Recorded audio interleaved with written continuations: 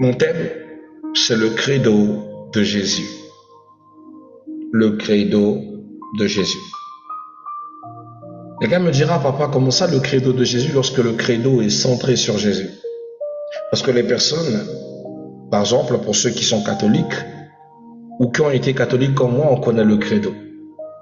Quand on nous a enseigné le credo, c'est-à-dire le je crois en Dieu, une prière préfaite, on l'a emmagasinée, on l'a gardée en nous, on l'a prise comme une prière linéaire. Mais ce que vous devez savoir, c'est que le mot credo signifie je crois. C'est un mot qui est en grec et en latin, qui signifie je crois. C'est la conjugaison à la première personne du singulier, le mot credo. Alléluia. Dans la foi chrétienne, bien aimé, le credo représente l'ensemble des convictions fondamentales qui guident la vie et la mission. Si l'on observe attentivement les paroles et les actions de Jésus, on découvre qu'il vivait selon un ensemble de principes spirituels très clairs. Ces principes constituent ce que l'on peut appeler le credo de Jésus, c'est-à-dire la vision, les valeurs et la mission qui, on va dire, qui orientaient toute sa vie. Donc, comprendre le credo de Jésus, bien-aimé, va aider le croyant, va aider nous autres dans la foi à mieux marcher, à nous aligner sur la vie de notre Seigneur et de nous ancrer dans son cœur. Alléluia. Alors, que comprendre sur le credo ce soir? La première des choses, bien-aimé, c'est que le credo de Jésus, l'une des premières bases du credo de Jésus, c'est faire la volonté de Dieu. L'une des premières bases dans le je crois de Jésus, ou dans le fait de croire en Jésus, c'est de faire la volonté du Père. L'une des choses les plus difficiles à accomplir chez le chrétien. Vous savez, Jésus avait une conviction centrale, vivre pour accomplir la volonté de Dieu. Jésus ne vivait pas pour accomplir un dessein personnel, mais un dessein que le Père l'avait assigné. Jésus savait qu'il est venu sur cette terre, c'était pour sauver, c'était pour donner sa vie. Quand il est venu, il était d'abord venu pour les brebis perdues d'Israël. Et enfin, rejeté par Israël, Jésus est devenu celui qui est venu sauver l'humanité. Jésus, en soi, dans Jean chapitre 6, verset 38, dit « Car je suis descendu du ciel pour faire non ma volonté, mais la volonté de celui qui m'a envoyé. » Il le dit avec fervence. Cela signifie que Jésus ne vivait pas pour lui-même, mais pour accomplir la mission divine, pour accomplir la mission que son Père lui a déléguée. Pose-toi la question aujourd'hui de savoir, toi ou ton confort de Dieu, tu es sur cette terre, tu marches pour accomplir quoi? Tu es ici pour faire quoi? Est-ce que tu es venu t'accomplir toi-même ou accomplir une mission par laquelle Dieu t'a donné? Dès ta naissance, comme le dit dans Jérémie chapitre 1er, le verset 13, Dieu appela Jérémie et lui dit « Je t'ai choisi depuis le ventre de ta mère, quand tu étais encore une masse informe. » Quand Jérémie était encore une masse informe, Dieu l'a choisi. Une manière de te dire que Dieu nous choisit dès qu'il décide de notre existence. Tu n'es pas venu sur cette terre sans but. Tu es venu sur cette terre avec une mission, avec des fondements. Mais cependant, quand tu arrives ici, la plupart des temps, nous sommes concentrés sur nous et nous oublions que nous avons un plan à accomplir, un chemin à accomplir. Et le Christ, lui, ne l'a pas oublié. Il le rappelle à tous. Il dit, je suis descendu du ciel pour faire non ma volonté, mais la volonté de celui qui m'a envoyé. Jésus est venu accomplir les plans de Dieu. Et toi, es-tu là pour accomplir les plans de Dieu? Ou es-tu là pour accomplir tes propres plans? Ou es-tu là pour accomplir les plans du diable? Ce que vous devez savoir, bien-aimés, c'est que Jésus nous enseigne à chercher la volonté de Dieu dans toutes choses. Souvenez-vous dans le livre de Matthieu chapitre 6, le verset 33 ou 31, ça va dépendre de votre Bible. Il dit, cherchez premièrement le royaume des cieux, et tout ce que vous demandez vous sera donné. Or, quand Christ parle du royaume des cieux, il dit, le royaume des cieux consiste à ce que nous faisons la volonté de Dieu. Le royaume des cieux est actif dans notre vie lorsque nous décidons de faire ce que le Père veut. Voilà pourquoi vous devez chercher la volonté de Dieu dans la prière. Vous devez chercher la volonté de Dieu en tout lieu. Ne vous précipitez pas à aller faire des choses, à tomber amoureux, à vous engager dans quelque chose qui n'est pas le plan de Dieu, qui n'est pas la volonté de Dieu. La volonté de Dieu n'est pas un temps juste de prière maxi. Non, deux fois ça influence votre vie, vos rencontres, vos fréquentations, vos amitiés, votre travail, votre positionnement. Mais vous devez savoir que toutes ces choses ne vous arrivera ou ne doit pas vous arriver au hasard. Ça doit concourir à la volonté de Dieu. Si c'est pas Dieu qui l'a voulu, ne le faites pas, ne le saisissez pas. N'agissez pas en émotion.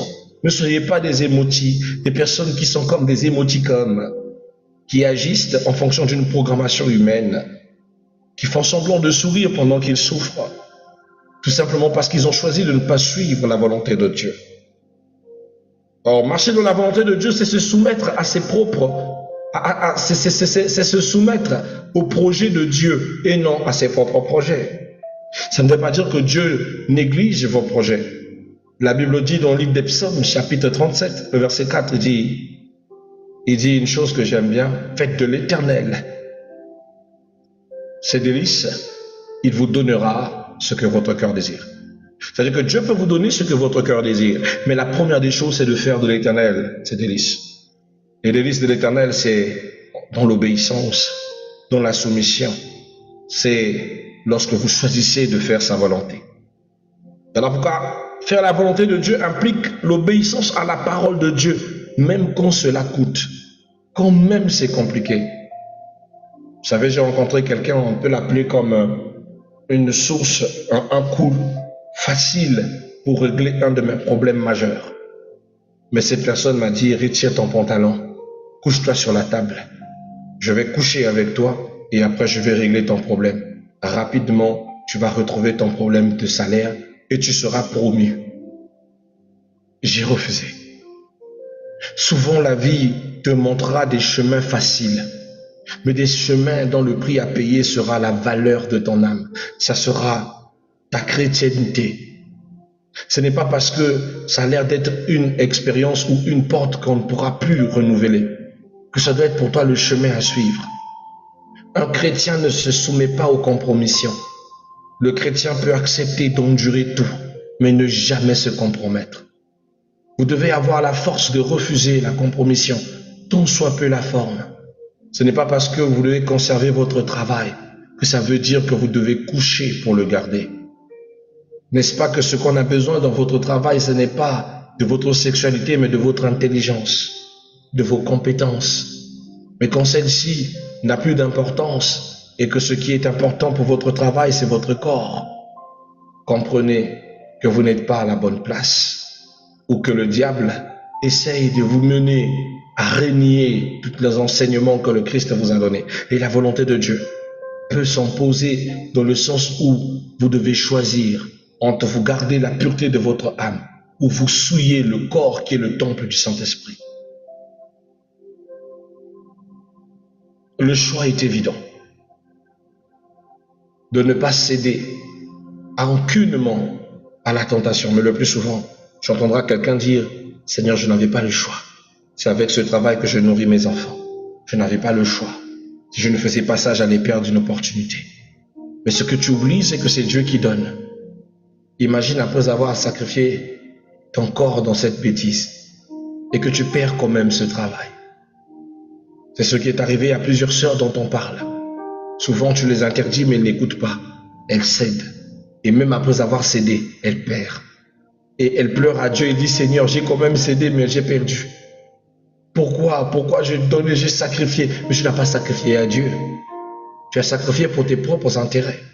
Tu t'es opposé à Jacques 4, qui nous dit, vous priez, vous ne recevez pas. Vous ne le recevez pas parce que c'est pour accomplir vos mauvais instincts, vos mauvais désirs. Vous dites des choses, mais vous ne les honorez pas. Vous parlez des choses dont vous ne respectez pas.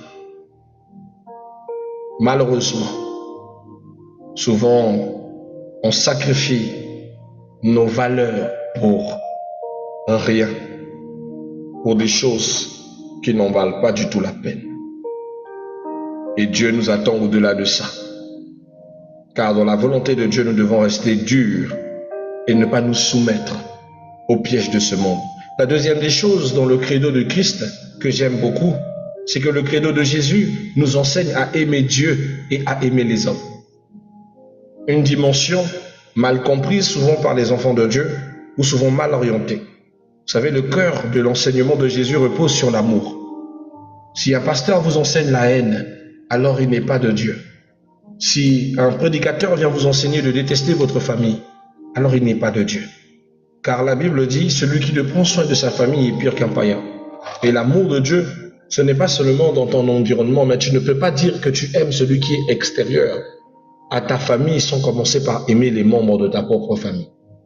Comment dire que tu aimes l'apôtre Christ Ben Wamba, tandis que tu n'aimes pas ton propre frère, que tu n'aimes pas ta propre sœur, que tu détestes ton oncle. Tant soit peu les raisons de la vie, la charité bien ordonnée commence toujours par soi-même. Exprimer l'amour est un acte authentique qui commence d'abord chez nous avant d'aller vers les autres. Christ nous enseigne d'aimer. Matthieu chapitre 22, versets 37 à 39. Il dit, tu aimeras le Seigneur de tout ton cœur, de toute ton âme et de toutes tes pensées. L'une des premières dimensions, aimer Dieu. La deuxième dimension, est ton prochain comme toi-même. Tu ne peux pas aimer Dieu et ne pas aimer ton prochain. Pour Jésus, l'amour de Dieu est la première priorité et l'amour du prochain est la preuve de la foi. Tu ne peux pas dire que tu as la foi tandis que tu n'aimes pas les autres. Pendant que tu ne compatis pas aux faiblesses des autres. Pendant que tu n'es pas là quand les autres aussi souffrent. Tu veux que tout le monde soit tout autour de toi quand il y a des problèmes. Mais quand c'est ton tour, c'est toi qui as toujours toutes les raisons pour te sentir loin. Tu ne partages pas avec celui qui souffre. Tu ne pleures pas avec celui qui est en deuil. Soit disant que tu n'aimes pas et que tu ne supportes pas les veillées funéraires. Comme si les gens qui sont dans les veillées, sont dans les matangas, ont choisi de perdre des êtres proches. Mais à ton tour aussi, personne ne viendra. Si tu ne sais pas aimer les autres pendant que tu es encore en vie, ou pendant que tu es encore en bonne santé, ce n'est pas quand tu seras malade que les gens vont t'aimer. L'amour est l'expression la plus belle et authentique. L'amour, elle est l'un des dons merveilleux que Dieu nous donne. Apprenez à aimer vos proches, à aimer votre prochain comme vous-même, à l'apprécier, à le porter, à le border. Aimer est l'une des puissances de notre foi.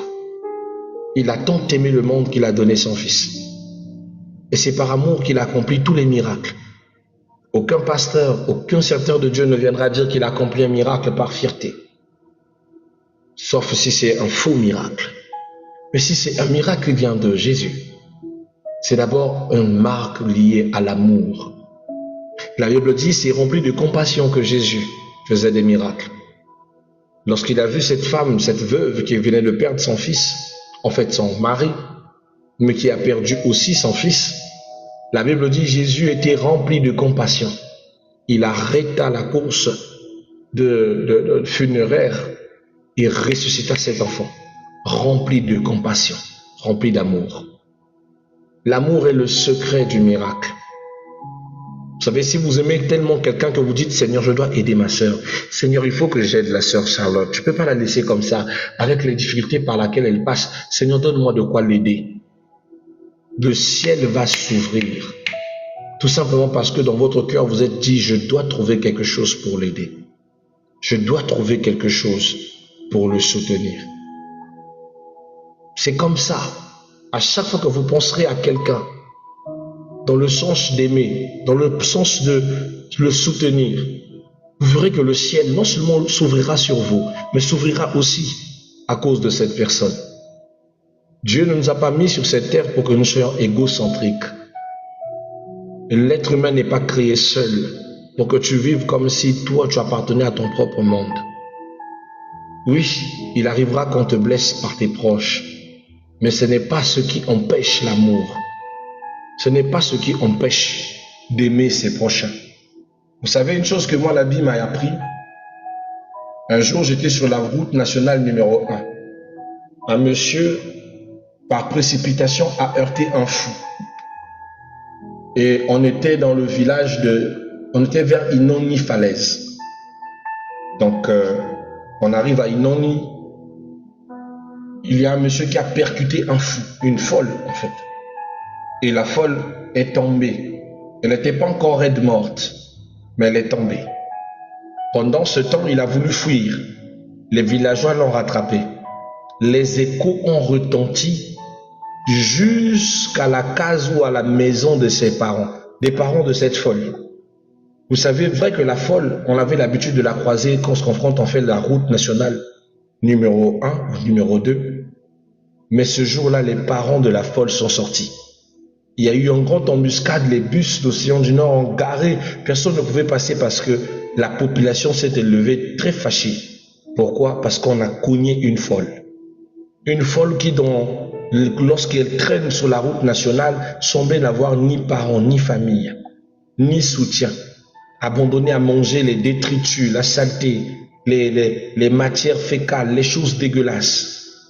Mais lorsque on l'a tamponnée, lorsqu'on a cogné cette folle, toute sa famille est sortie. Toute la famille était furax. Ce monsieur a été attrapé. La population l'a lynché. Ils sont allés jusqu'au notable chef du village pour trouver la solution. Il fallait emmener un hélicoptère qui a pris la folle et quelques membres de la famille et le monsieur pour aller à Oyo pour aller l'hospitaliser. Quelle leçon pouvez-vous tirer de ça? Imaginez, c'est une folle. Mais même cette folle dans sa folie, abandonnée par sa famille, mais quand un malheur est arrivé, toute sa famille est sortie. Tous les gens de sa famille sont sortis. Il y a des choses dans le paramètre de l'amour, ou même quand vous pouvez être abandonné à votre sort à cause des réalités de la vie. Mais quand il y a des situations spéciales, vous verrez que vous appartenez à quelque part. Les gens viendront de toutes parts pour dire c'est notre personne. C'est quelqu'un qui nous appartient. Alors ne sombrez pas dans la haine. Ne détestez pas votre milieu. Ne détestez pas votre famille. C'est une marque de votre identité. Aimez-vous les uns les autres. Manifestez votre amour. Personne n'est moins, personne n'est plus. Vous êtes ce que vous êtes parce que vous êtes né dans un environnement. Donc que personne ne vous montre avec des prédications fallacieuses de haïr vos familles. C'est vrai, la Bible dit que l'homme aura pour ennemi les gens de sa propre maison. Mais même si ce n'est pas les gens de ta propre maison, ça peut être aussi un ami, ça peut être un camarade. Mais la Bible dit celui qui ne prend soin de sa famille est pire qu'un païen. Pire, rejeté par Dieu. Alléluia. Ainsi, toute la spiritualité sans amour devient une religion vide. Tu ne peux pas dire être chrétien et ne pas avoir l'amour. La Bible dit s'ils n'ont pas l'amour, alors ils ne m'ont pas en eux. Alléluia. Alléluia. Donc recherchez l'amour. Pardonnez facilement. Aidez ceux qui souffrent. Traitez les autres avec compassion. Ne voyez pas en eux comme des menaces, comme des saprophètes, comme des personnes qui sont là pour vous nuire et casser votre temps. Troisième principe du credo de Jésus, ce sera le tout dernier qu'on va partager ce soir et on partagera le reste peut-être le matin. Troisième des principes du credo de Jésus, servir au lieu de dominer. Voilà une autre chose que Jésus manifestait, des choses que je ne trouve plus en nous. Beaucoup de personnes veulent être serviteurs pour une hauteur, pour une gloire. Beaucoup veulent servir Dieu pour prouver, pour démontrer, pour que les gens les apprécient, pour que les gens voient en eux une spécialité. Mais ce n'est pas ce que Jésus nous enseigne. Il faut voir comment est-ce que les serviteurs de Dieu sont reçus. On va se lever, chers camarades, on va recevoir son éminence. Voilà, c'est l'éminent, c'est le serviteur de Dieu. Et même quand il est dans la foule, les gens le traitent comme si c'était un semi-dieu. On l'honore tellement trop qu'on l'acclame que ce dernier a oublié carrément que ce n'est pas ce que Jésus faisait dans son credo. Le credo de Jésus était de servir au lieu de dominer. Contrairement au système du monde, Jésus établit la culture du service. Marc chapitre 10, verset 45 dit « Le Fils de l'homme est venu non pour être servi, mais pour servir et donner sa vie. » Lui-même, Jésus n'est pas venu pour qu'on le serve, mais il était venu pour lui nous servir et donner sa vie. Mais malheureusement, un constat amer se fait dans notre attitude. Ce que nous qui nous déclarons enfants de Dieu, serviteurs de Dieu, nous cherchons des gens qui doivent nous servir. Nous n'avons pas le temps de servir les autres. Nous n'avons pas le temps d'être au service des autres. Tu entends une sœur qui dit « Moi, je ne peux pas servir les autres. » Bien-aimé, tu ne peux pas être servante et serviteur de Dieu et ne pas être au service des autres. Car servir Dieu signifie se mettre au service des dieux. Lorsque Pierre et les autres se chamaillent sur qui est le plus grand, les disciples se chamaillent pour savoir qui était le plus grand des disciples parmi eux tous. Jésus leur enseigne le principe du plus grand. Il leur dit le principe du plus grand dans le ciel. Mais avant de le faire, il leur demande tous d'aller lui trouver de l'eau et de tous s'asseoir de façon linéaire. Alors Jésus-Christ prit l'eau et lava les pieds de tous ses disciples. Quand il commença par Pierre, Pierre dit « Non Seigneur, je ne suis pas digne. C'est à moi de te laver les pieds. » Jésus lui dit « Non, le Fils de l'homme n'est pas venu pour être servi, mais pour servir et donner sa vie. » Était une manière de leur apprendre que le vrai serviteur est au service des autres. On ne peut pas appeler quelqu'un serviteur si il ne fait pas l'action de servir. Ça n'a aucun sens. Tu ne peux pas te dire servante et ne pas être au service. Ça n'a toujours pas de sens. Être serviteur, c'est se mettre au service des autres. Et il dit une chose, le plus grand dans le ciel est celui qui se met au service des autres. Tu veux être grand devant Dieu, ta grandeur dépend de ta manière de servir les autres. Mais chez nous aujourd'hui, la grandeur des pasteurs s'estime à la grosseur de leurs églises, de leurs infrastructures, le nombre d'ânes qu'ils possèdent, les voitures de luxe qu'ils conduisent, les voyages internationaux qu'ils font, les chaînes YouTube ou les chaînes locales qu'ils ont. Pour vous, voilà la grandeur d'un pasteur. Faux. La vraie grandeur d'un serviteur ou d'une servante du Seigneur, tel que vous l'êtes, car nous sommes tous un royaume de sacrificateurs et de prophètes, c'est notre manière de servir Dieu. Et c'est notre manière d'être au service des autres. Vous entendez? Le faux leadership ou le leadership dont la parole n'existe pas. Car le leadership, c'est pousser les autres. C'est se blottir des stratégies pour dominer les autres. Tandis que la parole exclut que nous devons dominer sur les autres. La seule domination que la parole nous donne comme droit, c'est sur Satan. La Bible dit, résistez au diable, il fuira loin de vous. Dieu nous a donné la force de dominer sur Satan.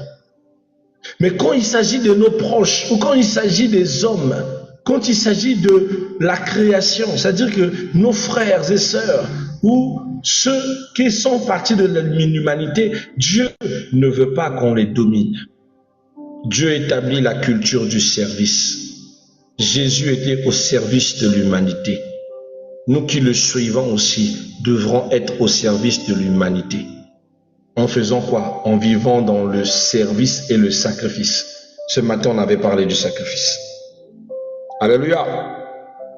Donc, vous devez avoir quoi comme attitude? Servir dans l'église ou dans la société. Chercher l'humilité. Utiliser son influence pour bénir les autres et non pour les rabaisser. Parce que Dieu ne vous a pas élevé pour que vous voyez les autres comme des marchepieds. Un jour, un frère a voulu justifier le fait qu'il avait besoin de se filmer pour prouver aux autres qu'il donne. Oh non, quand vous faites ça, c'est pour motiver les autres à donner. Mais tu peux filmer, mais sans montrer comment est-ce que c'est toi qui fais l'action de donner. Où on te voit au centre de l'activité. Nous, on a tous réalisé des reportages où on fait du bien aux enfants. Tu te mets en arrière-plan et tu parles du bonheur que ça fait de partager aux enfants. J'ai regardé le sourire, regardez ceci, donner aux enfants ou donner aux orphelins, c'est toujours quelque chose de bien. Mais toi, dans tes vidéos, c'est toi qui te snap pour te montrer, non, tu étais allé acheter des kilos de riz, de ceci, c'est toi qui donnes, c'est toi qui ceci. La Bible dit quand la main droite, quand la main droite donne, la main gauche doit être cachée. Tu ne peux pas vouloir donner et exposer en même temps. Nous, on veut que tout le monde remarque notre service. On veut que les autres voient en nous le meilleur, le best-of. On ne sert pas pour les bonnes raisons. Tu vois la personne montrer ses aisselles comme ça. On peut parler dans un séminaire où on va pour écouter Jésus revient bientôt, où tous nous irons dans le ciel. Vous allez dans les séminaires où la plupart du temps, on prêche sur les manières de se développer, de gagner de l'argent, délivrance pour devenir extrêmement riche. Tout tournant sur le développement personnel, aucun ne tournant sur la véritable vie en Christ. Mettez-vous au service des autres. Vous avez déjà fait ce qu'on appelle par l'apostolat? L'une des plus belles choses qui m'est arrivée de faire dans la vie. Sans raison, j'allais à Makelekele ou j'allais dans les hôpitaux de Brazzaville pour aller aider ceux qui n'avaient pas de famille, ceux qui n'avaient pas un garde-malade pour les laver, ceux qui n'avaient pas à manger. Alors j'allais, je les assistais, je venais aider à laver les malades, à passer un moment de prière avec eux, un moment de partage. Bien aimé, l'apostolat est différent de l'évangile, où vous vous levez pour dire, repentez-vous, venez à Jésus, faites ceci. L'apostolat est l'expérimentation de l'amour. Quand j'entends les jeunes parler de l'apostolat, nous sommes dans un ère apostolique. Ils pensent que les ères apostoliques, ce sont les fondements de la parole. Non, c'est l'expression même de l'amour du Christ, se mettant au service de l'humanité. Des mal enseignés comme ce n'est pas permis, qui préfèrent rester derrière leurs églises à regarder la souffrance du monde, au lieu de pouvoir apporter l'amour. Oh, c'était des moments merveilleux. Je m'en souviens qu'il y avait un vieux monsieur abandonné par ses enfants. Ses enfants lui ont traité des sorciers. Ils l'ont sauvagement tapé, presque brûlé. Ils l'ont abandonné. Les services sociaux l'ont ramené à Makelekele. Mais il était abandonné à son sort. Deux fois, les aides-soignantes ne pouvaient même pas le soigner ou le laver. Les autres n'arrivaient même pas à s'approcher tellement qu'ils sentaient. Ils sentaient les blessures qui étaient en train de putréfacter, mais aussi le fait qu'il faisait les selles sur lui-même. Et souvent, quand j'allais, je viens, je demande, je me présente, je dis, je viens faire l'apostolat. Je viens pour aider les malades, soutenir, laver et tout et tout. Et je rentrais, m'a présenté le monsieur. Je l'ai salué, je l'ai fait sourire. On a parlé quelques minutes de Jésus. Et après, j'ai commencé à l'aider pour se nettoyer. J'ai pensé ses blessures. J'ai demandé un peu de ceci, un peu d'alcool, un peu de cela. Le faire de façon délicatement. L'apporter les soins dont il en avait besoin. J'ai payé une infirmière pour pouvoir le désinfecter et désinfecter les bandes qui étaient sur lui. Certaines parties des bandes anciennes étaient même ancrées dans sa peau. Quand on l'a retiré, il avait vraiment mal. Mais vous savez, je n'ai pas prié pour ce monsieur. 2-3 fois que je suis venu dans la semaine, ce monsieur a retrouvé le sourire, la joie, la paix. Le monsieur a guéri. C'était pas par le nombre multiple des prières. Il a guéri juste parce qu'il y avait quelqu'un qui venait. Un jour, je lui ai dit, non, je m'oriente pour un autre hôpital. Je vais aller à un autre hôpital délaissé. J'irai peut-être à celui de la SNCS de Bakongo. Il m'a regardé et m'a dit, non, moi j'ai encore besoin de vous. C'est grâce à vous et votre Dieu que je suis comme ça, je suis assis. J'avais perdu l'espoir. Pour moi, je me disais, il fallait tant mieux que la maladie ou tant mieux que mes blessures et mes brûlures me tuent. Mes propres enfants m'ont traité comme un sorcier, m'ont oxy. Je me voyais mourir, pourrir. Je restais dans la mauvaise odeur de la putréfaction, mais aussi de mes selles.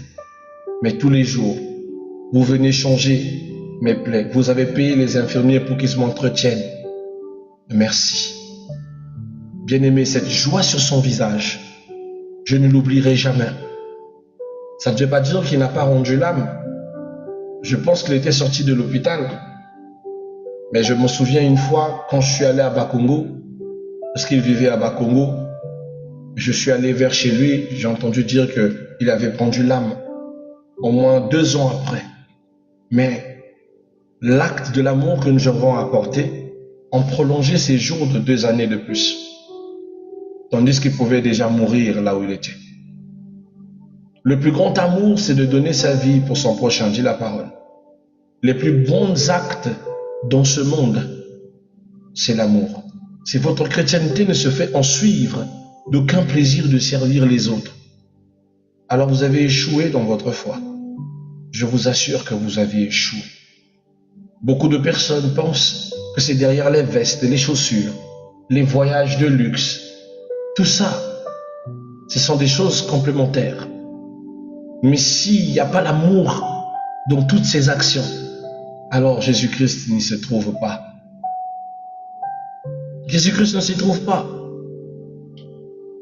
Voilà pourquoi, bien-aimés, trouvez dans votre cœur, pendant que vous servez Dieu, de servir avec humilité, avec bravoure, avec partage, avec soumission. Vous ne savez pas quand Dieu va le rendre, mais Dieu vous le rendra. C'est à cause de ça que je dis souvent aux jeunes, blaguez avec l'évangile, mais ne blaguez pas avec l'apostolat. Un apôtre n'est pas que dur par rapport à la doctrine. Un apôtre, c'est un homme amoureux. C'est un homme qui se soucie des âmes, qui souffre lorsqu'elles souffrent, qui pleure quand elles pleurent. À 2 fois, je suis fâché en même temps que vous êtes fâché. 2 fois, je suis blessé quand même vous êtes blessé. C'est ça qui est encore très différent de celui d'un pasteur.